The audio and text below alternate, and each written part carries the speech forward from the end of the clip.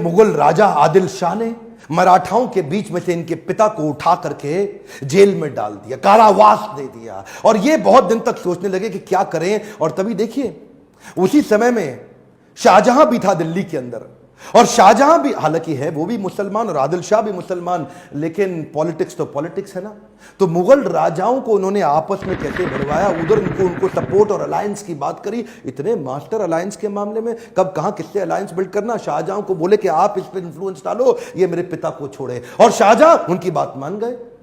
शाहजहां को उन्होंने बोला कि तुम्हारे कई युद्ध होने वाले हैं नॉर्थ में, और उस समय पीछे से अगर तुम्हें यहां से मदद की जरूरत पड़े तो मैं छत्रपति शिवाजी तुम्हारी मदद करूंगा। इसको बोलो आदिल शाह को मेरे पिता को छोड़े, छुड़वा दिया। छत्रपति शिवाजी, इनके लिए युद्ध जीतना जरूरी था, लड़ना भले ही जरूरी ना हो। कई बार तो ये लड़े बिना भी युद्ध जीत जाते थे, यही तो उनकी चतुराई थी। इसे क्या कहते, सामने वाला सरेंडर कर देगा स्वॉर्ड निकाले पहले, स्वॉर्ड निकालने से पहले, surrender before the sword comes out. इनकी बुद्धिमत्ता क्या थी कि ये एनिमी से अलायंस क्रिएट कर लेते थे, जो इन्हें बर्बाद करने आता था वही इनको आबाद करके जाता था। पोर्टफोलियो डाइवर्सिफिकेशन में बड़े मास्टर थे। ये नहीं कि एक ही जगह लगे रहे, साथ साथ पैरेलल लीडरशिप बिल्ड करते थे। उधर कोंकण कोस्टलाइन के पास में जो आज का गुजरात है, महाराष्ट्र है, आज का गोवा है, आज का नीचे तक कर्नाटक है, ये पूरी कोस्टलाइन पे इन्होंने एक नेवी बिल्ड करी, नेवी की सेना, समुद्री सेना को तैयार किया। एक्चुअली छत्रपति शिवाजी को फादर ऑफ इंडियन नेवी भी बोला जाता है। और एक और बात आप सीखते हैं, preparation of scenario analysis. Scenario analysis का मतलब क्या है,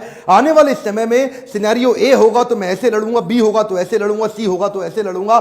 सिनेरियो की तैयारी पहले रखनी चाहिए। उस समय वहां का तानाशाह आदिल शाह, जो उस समय तक शिवाजी से बहुत तंग आ चुका था, बहुत परेशान हो चुका था, इन्होंने अपने सबसे बड़े सेनापति, सबसे चीफ जनरल अफजल खान को भेजा कि अफजल खान इसको खत्म करके आओ किसी तरीके से। अफजल खान जानता था शिवाजी एक ईमानदार आदमी है, तो उसको एक प्रपोजल भेज दिया, शिवाजी मैं तुमसे अकेले मिलने आऊंगा, संधि करना चाहता हूं, अकेले मिलोगे मुझसे।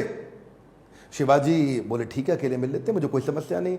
अफजल खान ने बोला नियम यह है, ना तुम्हारे पास कोई सेना, ना मेरे पास कोई सेना, मैं भी अकेला, तुम भी अकेले, ना तुम्हारे पास कोई अस्त्र शस्त्र, ना मेरे पास कोई अस्त्र शस्त्र। अफजल खान जानता था छत्रपति शिवाजी एक बड़े ईमानदार व्यक्ति हैं, हां बोल देंगे तो ऐसे ही बिना शस्त्र के खड़े भी हो जाएंगे। उनसे 2.5 गुना लंबा चौड़ा अफजल खान आकर के गले मिलने लगा शिवाजी से। अब छोटे से शिवाजी और पीछे से खंजर निकाल करके पीठ में घुसा दिया। प्रिपेयर्ड थे पहले ही, शिवाजी पहले ही प्रिपेयर्ड थे। एक ऐसी लोहे की उन्होंने बुलेट जैकेट पहनी होती, पावरफुल, उन्होंने ऐसी जैकेट स्टील के अंदर बना रखी थी जिससे कितने भी खंजर डालो अंदर घुसे नहीं, लेकिन दिखाई नहीं पड़ता था। वो जानते थे कि ऐसा हो सकता है, ईमानदारी पूरी रखते लेकिन प्रिपरेशन भी रखते। इसको बोलते हैं सिनेरियो अगर सी निकल आया तो उसकी प्रिपरेशन भी रहे।